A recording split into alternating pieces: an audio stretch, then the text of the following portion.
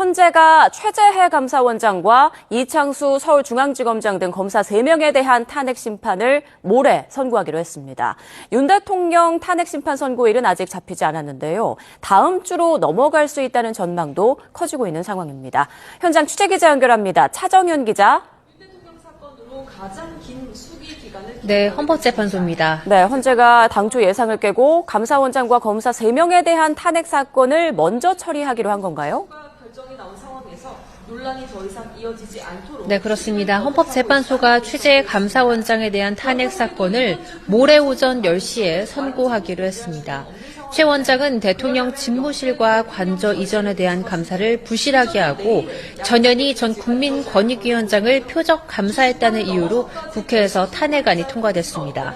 또 헌재는 같은 날 이창수 서울중앙지검장과 조상원 중앙지검 4차장 검사, 최재훈 반부패 2부장검사 등 검사 3명에 대한 탄핵 심판 선고도 함께 내리기로 했습니다. 국회는 세 사람이 도이치모터스 사건을 제대로 수사하지 않고 언론 브리핑에서 허위 사실을 발표했다는 등의 이유로 탄핵을 소추했습니다. 이들에 대한 국회 탄핵 소추안은 지난해 12월 5일 동시에 헌재에 접수됐는데 98일 만에 헌재 결론이 나오게 되는 겁니다. 앞서 변론이 끝난 한덕수 국무총리 탄핵 사건 선고일은 아직 잡히지 않았습니다. 네, 윤 대통령 선고일은 아직 고심 중인 거죠? 네, 그렇습니다. 통상 최종 결론이 끝나고 2주 뒤에 선고를 내렸던 전직 대통령 사례를 고려하면 오는 14일, 이번 주 금요일에 선고할 거란 관측이 많았습니다.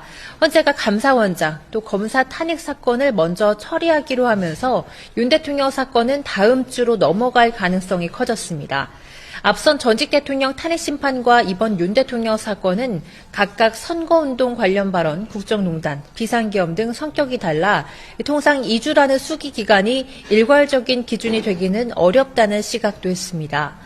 또 법원의 구속 취소 결정에 따른 윤 대통령 석방이 탄핵 심판에 영향을 줄지도 관심이었죠. 헌재는 탄핵 심판과 형사 재판은 별개인 만큼 영향을 받지 않는다고 선을 그었는데 수사의 절차적 정당성 문제를 추가 쟁점으로 논의한다면 평의가 더 길어질 가능성도 있습니다. 네, 그렇다면 지금 헌법재판소 외곽 상황은 어떻습니까?